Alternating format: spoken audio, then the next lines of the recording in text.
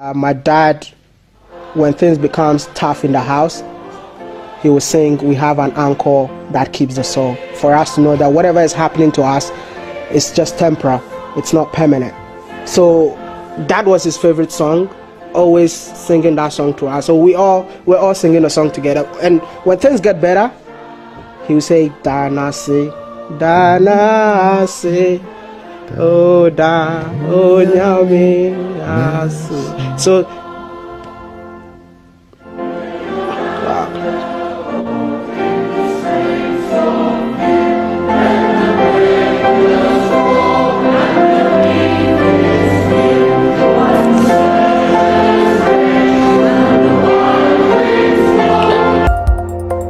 Hello, thank you for watching our video. Please subscribe to our channel, click on the bell, like and comment. Thank you very much. He is Africa's most influential YouTuber, but he also describes himself as that annoying village boy. Wode Maya is my guest. Wode Maya, ni hao. Ni hao, Kafi. How are you, man? I'm good. How about you? A day like my name. It's good to have you here. Why do you call yourself an annoying village boy? I know I'm annoying. I shout a lot whenever I'm on camera, and I don't want you to come and comment and say, "Who is that annoying boy?" So I need to just describe myself before you leave that as a comment. So yeah, annoying village because I was born in a village. So I need to combine the two, because normally people, when they watch my video, they'll be like, "Why are you not wearing suits? Why are you not dressed up? Why are you wearing slippers?" I was born in a village. In the village, we used to walk barefooted. This time I've even made it. I'm wearing slippers. You should be happy. Are you wearing slippers today? I think so, but this is a bit of high-grade slippers. Make I see. Oh, you want to see, eh? Oh, come on. Yeah, I want to see now. No, should I come? Don't step out. No, it's okay. Like, this one is not even, it looks good, right? This one is good. This one is an upgrade of a slippers. You don't mind when people say things no, that maybe... I feel like my mind makes me who I am, not what I wear. Okay. It's the brain that I have in here. Okay. Sometimes the things that I say, people don't even get it. But it's because of what I've read. So I feel like appearance doesn't matter. And I learned this lesson when I was based in China. Okay. I was invited by a billionaire to his factory. And the billionaire's son is my friend. We went to the factory. When we got there, the owner of the factory was standing in front of the gates, the entrance. We passed him. Went to the administrative. I saw people wearing suits. I started being nice to all of them. Hey, and I'm like, I thought the owner would be there. Now, the son told me that, you know what, we need to go see my dad. And I'm like, but your dad is not here? He said, no, you actually passed my dad. And the dad was wearing shorts, slippers, and a T-shirt. When I went back home, I'm a pastor's son, by the way. Okay. So I used to wear suits a lot. When I went back home, I had to pack all my suits and then decided to go with the flow. That encounter changed your mind? Exactly. And since then, since China days till now, I don't feel like wearing suits anymore. What took you to China? I went to China to study. I did aeronautical engineering, so 4 years, started working for 2 years, and I decided to quit and come back home. What does that qualify you to do if you have a degree in aeronautical engineering? So more like you can specify to be somebody who would design airplanes, or you're also gonna do maintenance of an aircraft, which it's a course that you need to add to your aeronautical engineering. So it's more like you specify.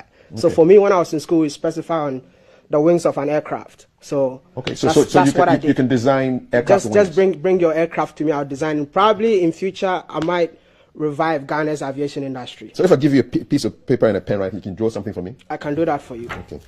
Are you sure you are not going to take long on the show?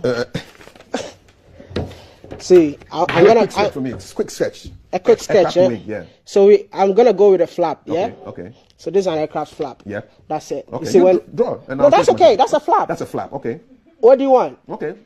Get it more. I mean, No. basic. I'm not giving you basic. So this is like an aircraft flap. Okay. You know what a flap is? Yes, I do. Thank you. Yeah. So that's all you need to know. So you specify on flaps. So aircraft, this was your specialty. Yeah, the wing is big. Okay. So you need to know, because like an airplane, right? Yeah, show it to me. Yeah. I'm gonna give you like an airplane. Yeah. Show it to the camera. Show it to my camera. Where are the cameras? It's right there. This one. So like this one. Oh, yes. Sorry. So the aircraft wing is huge, right? So we have people who specify on only the design of the flaps. Okay. And the people who are going to take care of the other part of the wing. So you see a big plane, we have so many components. Okay. And different people work on a component. So one person cannot design a big plane. It's all based on your specification. So you are the flap guy. Flap guy. Why did you choose the flap? It's easy. You always want the easy way out. It's easier. So in case you're wondering, this is what it looks like. So this is and this is what makes the plane.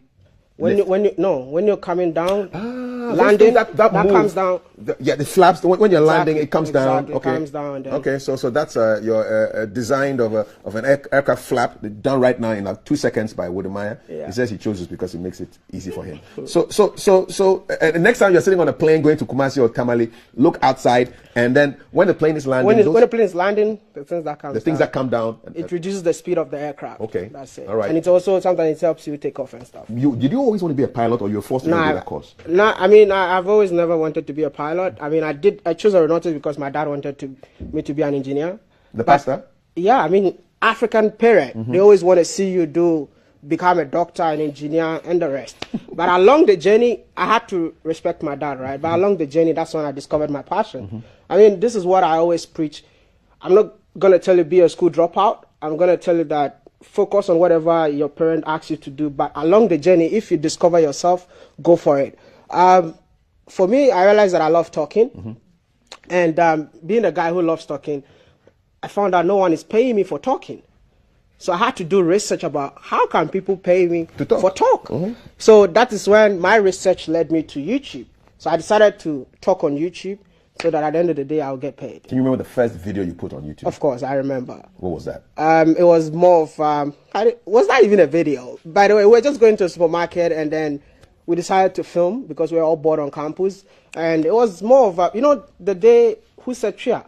Yes, Who Said Chia? Those days. Yes. That was the time that video was viral. So we were just going out to say Who Said Chia, our version of Who Said Chia. And that video, nobody actually watched it, by the way. So, yeah, but that was my first video. But is it still in your archives? No, it's still there. How many views does it have now? I think it still have 1,000 views or something. Okay. Yeah. And then it built from there to now. Exactly. On YouTube, you have over 1.something million. 1.1 million subscribers. On YouTube. Yep. What does that mean to you? For me, I think it's just numbers. It doesn't mean anything to me. I mean, people say he's the most famous guy. I don't care about the fame or anything. I care about impact. I mean, when you watch my video, what can you learn from it? Because of where I'm coming from. I cannot just come on the internet and just act anyhow I want. I always want my videos to carry a message. I'm glad you're saying this because 2 hours ago, my colleague Thelma was having a conversation with 2 female panelists. And they were talking about how women are not getting the great role models because all the people who are famous on the internet are half-dressed and are cursing or proud about sleeping with some guy's boy or husband. I feel like people are miseducated when it comes to going viral on the internet. It's all about the impact you have in the society. That makes you who you are. Like as I sit here, I can just go to a place, promote the place, and people will be going there. And when people go there, that is fulfillment for me. You understand? It's not about being half naked on the internet. At the end of the day, it's just one day. I call that fast food. It's more like you become an internet sensation the same day, and at the end of the day, no one knows who you are. So you want impact? I want impact. I mean, people have created YouTube channels just because they watch my YouTube videos. Nice. That is the impact that we're looking for. One of your videos that impacted me was you sitting at the edge of a gutter. Thank you. Eating food. Yeah. I want to show that video to my people who haven't seen that video and just talk us through exactly what was happening there. So what were you eating? What were you eating, by the way? What was it? It was rice, but that was a spontaneous video. Okay. So I traveled to Rwanda, Kigali, and I realized that the country is so clean. The city was so clean. So I was just passing by and I met this guy who was cleaning the gutter. But to me, the gutter was not dirty. So I went close to him and I asked him, why are you cleaning the gutter? He said, it's my job to clean the gutter 5 times in a day. So okay. Let's check the video out. Thank you. Yes, let the video speak for itself. This is Wode Maya, Africa's most influential YouTuber, eating in a gutter. Know what I do and who I am. So this video was really critical. This is actually my first viral video. First ever. I mean, I went to one country, was in Namibia. And because of this video, I was able to get things for free. Like what kind of free things did you Because this video was literally a model to so many African countries. People were like, oh, look how Rwanda is this clean. So a lot of people saw it, but they didn't know the man behind it. So when they meet me, I start talking about myself and they'll be like, oh, are you the guy who did that video? That's it. I'll be like, okay, come and do this for our country. That's all. So what's the mission? To change the narrative of about Africa. I mean, listen, I want to tell you this. I was based in China. And the reason why I left Ghana, because I thought you can never make it in Africa. And when I went to China, the things that I was seeing, the things that I was hearing, people just looking down upon me because I'm coming from Africa, I felt like if Africa becomes stronger, if Africa becomes okay, we'll be respected out there. Was it in your face? Would they tell you directly? What was the kind of crazy thing they would tell you? Come on, even sometimes you're going to look for a job, they will tell you don't look like Obama, so I'm sorry, we're not going to give you the job. That's when they need a black person. But a black person should not be as dark as Wode Maya. You were too dark? Too dark for a job that the description is black people. So imagine the ones that they will say, no black people are allowed. I mean, you might be in a train and nobody want to sit beside you. You might be in an office and your own colleagues will be like, why are you here? So all the time you feel inferior when you spoke living the language, you understood what they're saying? Very fluent. I don't know, I wish a Chinese person is here, I would have switched the conversation right now. So I felt like I don't belong there. Where do I belong? That's Africa. So I took it upon myself to come to Africa, to come and tell the positive African stories. See, Africa is not perfect, but Africa is the place to be. People are just miseducated about Africa. See, when I was coming to Africa, I came here with $100. I'm just going to tell you this. I came here, it's not one of those stories because these days I've seen that every story that detail out there, people are saying that you're making it up. Like I told you, I collected loan that I had to pay back. How much? That's like over $5,000. But that is what? Buying tickets. I didn't get even $1 out of that money. With all the 5 countries that I wanted to go in Africa, it was on a loan. My Chinese friend, I think he came to Ghana to see my mom. After everything went well, I invited him to Africa and he was amazed when the beauty that he saw in here. So I came here, I came with $100, lived my life, met people who have made it. They mentored me, and this is where we are right now. So it's possible, it's just that you're not meeting the right people on the ground. It's possible, but you're not meeting the right people on the ground. ground. You're not meeting the right people on the ground. So we have a lot of Chinese in Africa right now, wherever you go. Yeah. How do you feel about the Chinese presence in Africa? See, the Chinese presence in Africa, I would say that it's good for the continent, but there should be a mutual respect, which there is no mutual respect right now. It's more like coming to me to beg me for money, and then when I see you, you don't expect me to respect you because you're taking money from me. You understand? So this is the relationship between Africa and China. It could have been the best ever, but African leaders don't know how to bargain. I wish I'm the ambassador from Africa to China. Like I will get them the best deals because I know how Chinese people act and I know how Africans act. So I know the two. But now I think African leaders don't know how Chinese people act. So they just come in, bring the money, they accept them, and then they take it to the next level. You are part of thousands of African students who've gone to China to go and get education. Yeah, exactly. You feel that when you come back to the continent, the authorities, the governments use your knowledge, the things, the language, the way you've studied, lived with there. You were there for how long? 6 years. 6 years. Do they use... Do you think they care? Well, have you been used by the government for the knowledge that you have? Never. Never. I mean, listen, this is, for me, I'm very unapologetic, and I always say this here. The leaders on the continent need to sit down with the youth to discuss on how to change the continent. You understand? The leaders cannot do it alone. The youth cannot do it alone. We just need to have that, what do you call it? I don't know the word to use. Collaboration, you know, to develop the continent. You understand? Because the youth out there have the knowledge. The people sitting down there are not interested in that knowledge that the youth have. And at the end of the day, nothing happens on the continent. That's why I'm saying everybody knows the problem of the continent. I saw that but tweet. No one is ready. No action. No one. No, we're going to talk and talk and talk till we all go and leave the continent to the next generation. What surprised you most when you went to China, apart from the racism? What surprised you? It's how developed China is. And the fact that when I went to China, where I used to stay was not that developed. But 3 years along the line, everything changed drastically. It's like when you don't step out in China for like 3 days or 4 days, you might be walking in a place and you think that you're a stranger. What do you think accounts for this? What are they doing differently? Good leadership. Good leadership. And there's accountability. Here, do you have accountability? You don't have it. And that is why the continent is like this, because there's no accountability. Anybody wakes up and do whatever they want. But in China, you can't do that. You can't just wake up and say that today I'm going to use a motorcade to go and buy a burger. No. There's no accountability, so everybody wakes up and do whatever they have to do because everyone has the money and they have the money to use it the way they want it. What would happen in China if somebody polluted the rivers the way our rivers are being polluted? For me, I think you're gonna get lost. I mean, you get lost. You get lost. I mean, China don't joke with that, especially corruption. What do you mean you get lost? Like Jack Ma disappeared? Jack Ma disappeared, so he's definitely gonna disappear in China if you try to mess up with whatever that is going on in the country. It's like maybe a road contractor in Ghana. They give you a road and it takes you like 6 years for you to finish one road. I mean, you're going to disappear in China. You disappear? You disappear. No one will even know where you are.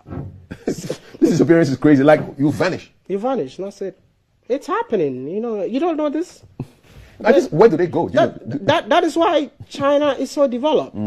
They care about its people. You would like to see contractors vanishing in Ghana? Oh, yeah. I mean, I've been saying that so many times. We need to scare the people a little bit. Let them know that this is something that they have to do and they have to complete it. Your mission is to change the negative narrative around Africa. Where else are you left to go in Africa? Where have you been to so far? I've been to 25 African countries. I'd love to see your passport. All those stamps. Yeah. How many have you gone through so far? How many? How many passports have you used so far? I'm using my 4th passport right now. Okay, starting from when? When did you start the trips? I think first time in 2012 when I went to China for the first time. Okay, so four passports. Yeah, 4 passports. Where would you like to go next? I'm actually traveling tomorrow morning to Zimbabwe. Is that your first time to Zimbabwe? First time in Zimbabwe. What are you expecting? Something different. Why are you going there? How does it work? Does somebody invite you or you just decide to get there? Nobody invites me. This is something that I've taken upon myself that if no one is promoting Africa the way it should be promoted, I've dedicated myself to promote Africa in my own way. And listen, the impact is huge, and that makes me want to move because I've never been to Zimbabwe, but the information minister in Zimbabwe is waiting for me at the airport. I mean, in Ghana, I don't think even the information minister would know where I live. He's busy thinking about IMF right now, brother. Oh, wow, okay. I don't know about that, but that's another topic. Yeah, but this is how it is. It's just, I feel like the work that I'm doing, even if I'm not appreciated in Ghana, there are countries that are waiting for my presence. Does that disappoint you? I mean, who has spoken to you on the official level about promotion of Ghana as a tourist destination? No one. Nobody? No one. They know I exist, and they all know it. It's not like they don't know I exist. Everybody knows that I exist because I play a major role in people moving to Ghana, visiting Ghana. That's a huge claim to make. I mean, back it up. The facts are there. If you go to Rwanda, there are people that set up shops, working in hotels, bought houses in Rwanda because of my videos. It's there. Even in Ghana, I meet them every day. It's not like I'm saying things that I don't know. I just don't like talking about myself, but I see it. I have 1.1 million subscribers. You know, I didn't want to talk about the numbers, but it seems you want me to talk about all these people, knowing that I'm from Ghana, they come here, they visit all the time. How do you fund your trips around the country, the continent? I fund them myself. From your work you do on social the media? work that I do, yeah.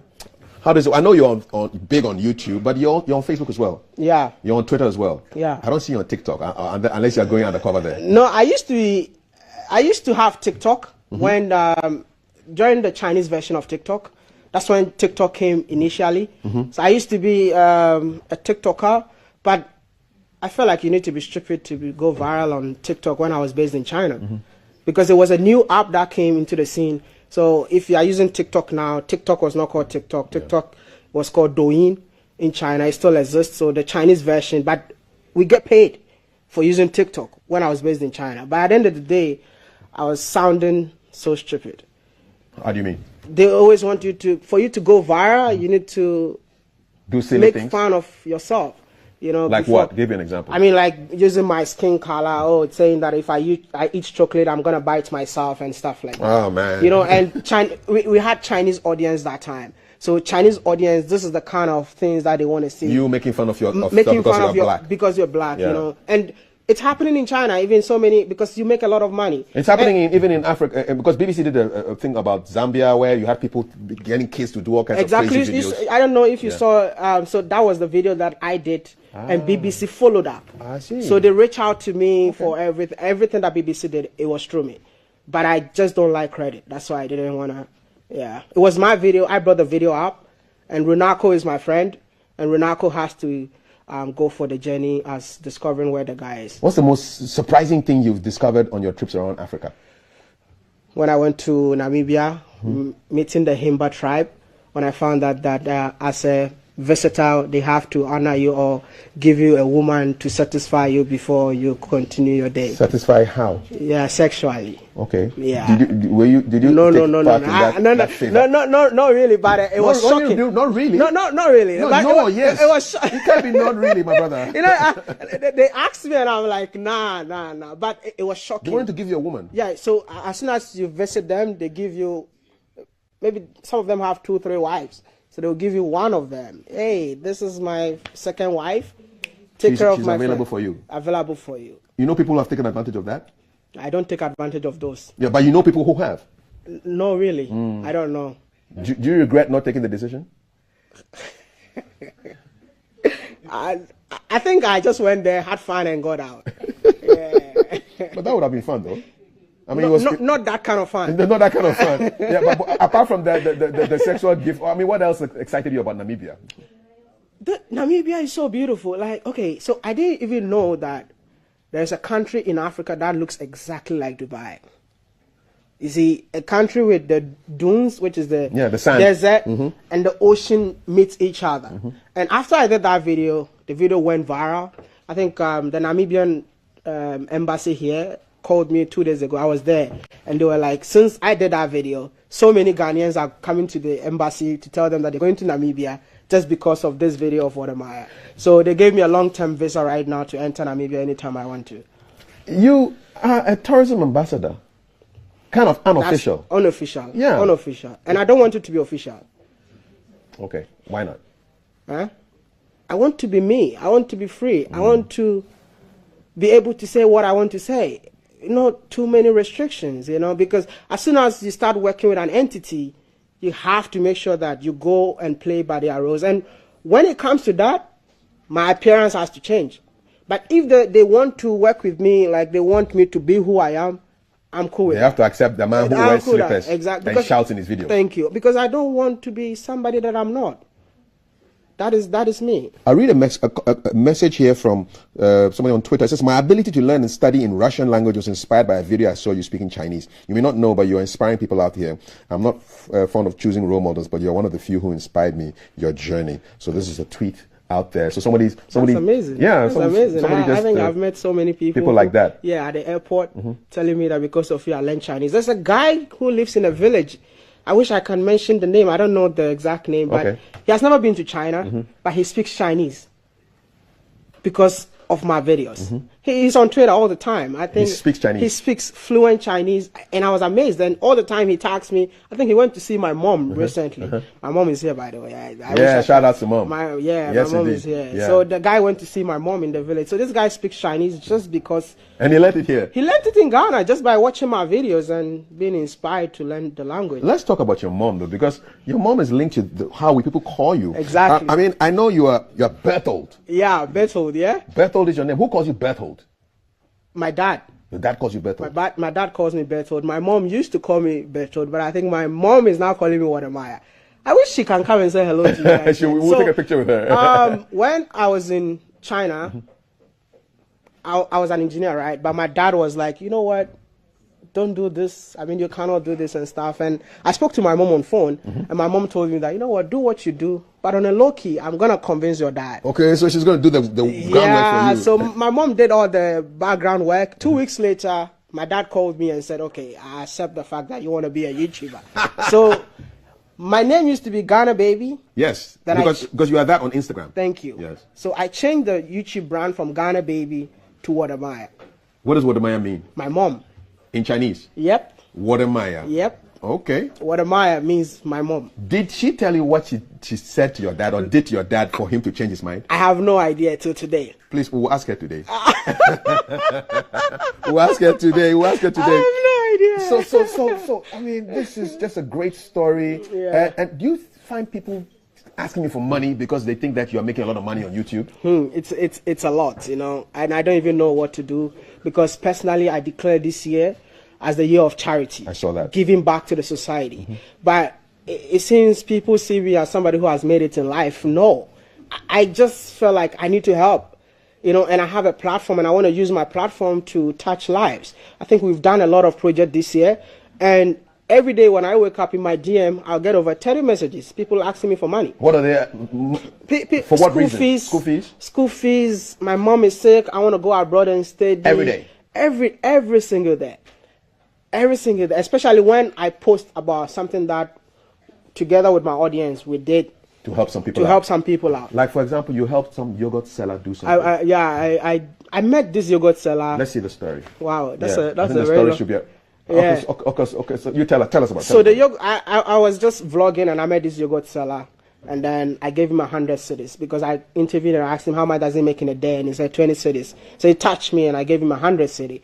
Out of nowhere, because the camera was on. So people watched the video and started sending me money to go and give it to the yogurt seller. Wow. So I didn't know how to do it.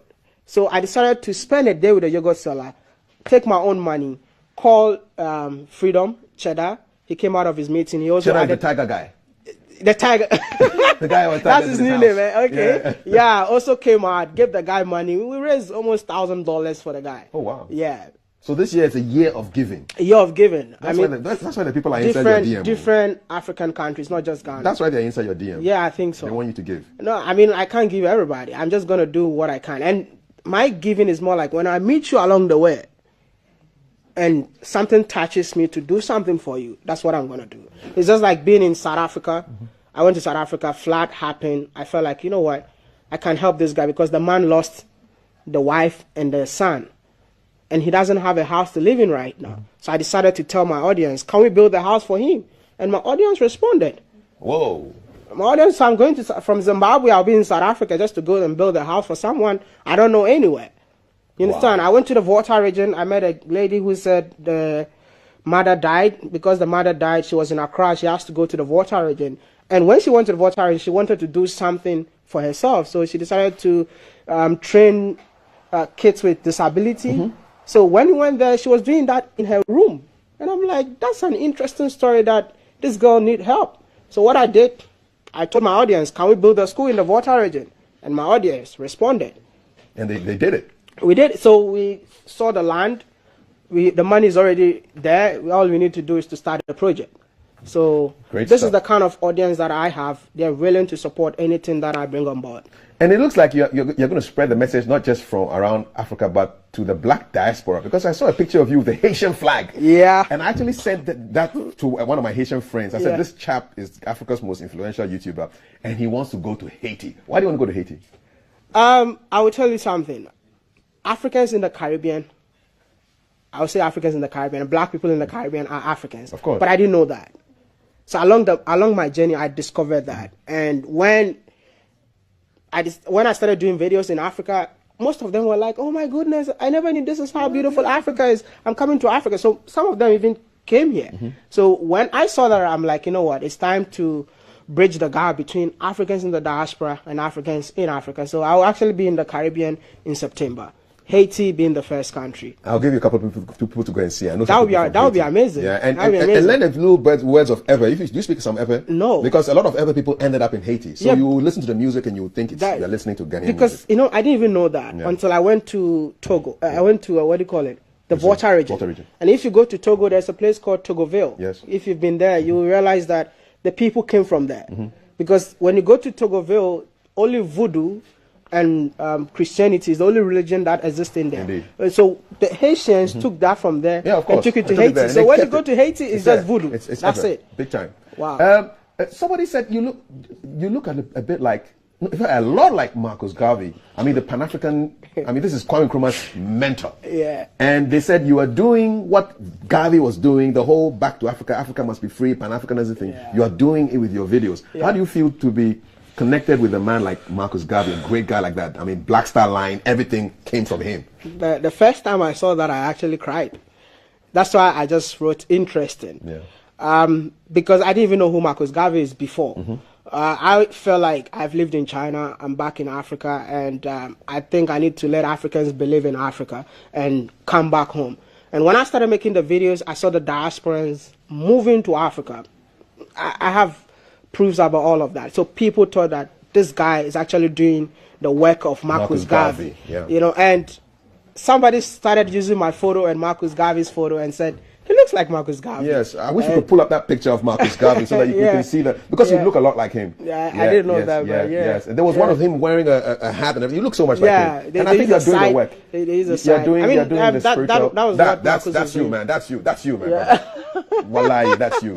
You're doing the work of Marcus Garvey, man. And he was, I mean, this is like Pan-Africanism, this is like reggae, Rasta, Ghana, everything. Exactly. Listen, I wish this conversation could continue on and on and on, but I see that you're doing a lot, projecting not just Ghana but Africa, and let's just take it back to Mom, because Mom is ready to talk to you now, man. And I mean, describe that relationship. Were you always very close to her when you were growing up? I think I got close to my mom after China. After when I came back, I was close to my mom, but not that close. But when I came back from China, that's when I learned to appreciate my mom more, because the things that she used to teach us with, the values that she was instilling within me, I thought she was being too much. But when I went to China, I felt like that values made me who I am today. Okay. So when I came back, I wanted to show her all the love that she needs. So my mom is untouchable. That's why you don't play with your mom. No. My mom, for me and my mom, come on, she knows it. She knows Charlie, it. say something to Mama, man. Mama is ready to talk to you. Asaph, do you want to talk to me? So she's the superstar of my channel. Yeah. So every milestone we celebrate. So if we get 200,000 subscribers, I need to celebrate my mom. 300, we need to do something for her. We bought a car for her, for the channel. We do so many things just on her behalf. What did you think about all you're doing with this stuff that you're doing? I have an estate in Accra, just named by Wode Maya. That's her. That's my mom. Yeah, she you could talk to her. Her microphone is on. Auntie Maggie, your mic is on. You're on TV. Huh? I'm not TV now. She's shy. Auntie Maggie is shy. Auntie Maggie, how are you doing? I'm good. You're good? Mommy is good. Auntie Maggie, we are proud of your son. Thank you. Mommy's shy. Yes. You feel like crying. Yeah, I know, right? She's an amazing woman. She's an amazing woman. She's an amazing woman, very supportive. And the fact that I decided to even drop aeronautics and follow and do YouTube, this vlogging, and she still backed me, that is rare. I want to ask Auntie Maggie what you told your dad. How do you call your dad at home? Kapi. What did you tell Kapi to make him change his mind from engineering to YouTube? But I'm not saying there. Well, yeah, the first video be onye Chinese be baby na onye ye na odimpua or the shananu. And I so ornamensa na nensuna or botronum. No me no obi free. Catch them there. Monshada am a banner na papa no so huni. Na fide no bufu kra da wan fa na nko school there onye mesafo onkida agor on fa odeka no da she bese nenu ane papa no bufu kra na me so ye bia na frema ntane do onje me monka na onya beta na onye nkasa dis onye na kasa e bia damendama no re no be kire no muma no so watase ntefie no na akuma bofom ma. So what did she tell him? For those who don't speak fancy. Oh, okay. So what my mom said was, I did 2 videos in China where I was drinking water, but it's in a glass of an alcohol. So you might think I'm drinking alcohol. Yeah. And being a pastor's son, a lot of people know your dad, you're drinking alcohol on camera. So I think my dad got mad because somebody told my dad that we saw your son drinking alcohol at this place, and I think that resulted in the anger of my dad when he called me and told me not to do YouTube videos again. Yeah.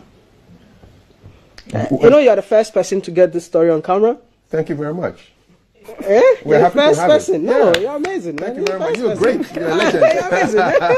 You're a legend. You're first person. So she told him something. Yeah, definitely. Definitely. My mom called me and said, but I want to say something. When my mom called me to tell me that now you can do what you're doing, I called my dad. My dad says one thing. You speak Chinese. Why are you acting this way? Whilst you can have impact with the language that you're speaking. So you know what I want you to do? If you really want to do this, use your Chinese that you speak to convince Chinese people that Africa is beautiful. Wonderful. When I was doing videos, my videos were not even going viral. But after that advice from my dad, I took it and my channel blew up. So your dad has a role to play in this? No. I always say 100%. I always say it was collaboration. just exactly. Yeah, mommy had to enter. Even whatever I'm doing right now, I'll say it's my dad's idea. Whatever I'm doing right now, it's my dad's idea. How does he feel about you now? It's rather unfortunate that he's no more right now. How did he feel about you?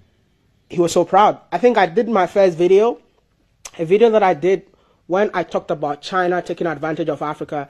It was my dad who gave me the car to go and do that video. And my dad never called me Ghana baby before. But that day, my dad called me Ghana baby. Nice one. So he gave me all his blessings before he passed on. Yeah. I understand there's a particular hymn that has a lot of, that means a lot to you. Yeah.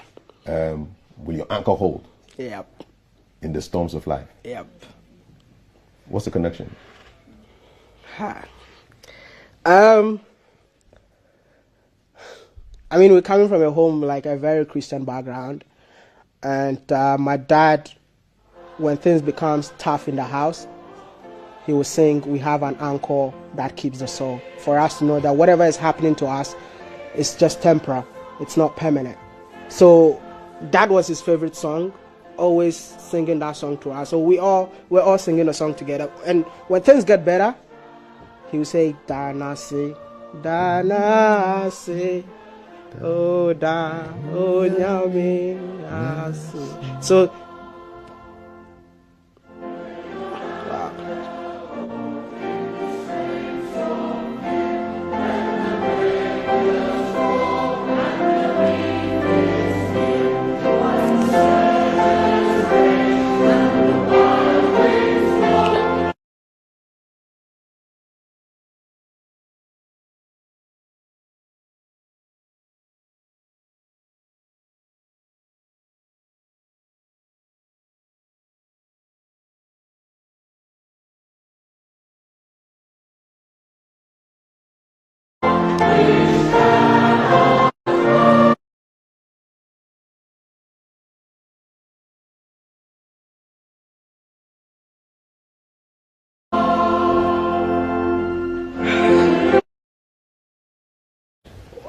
okay.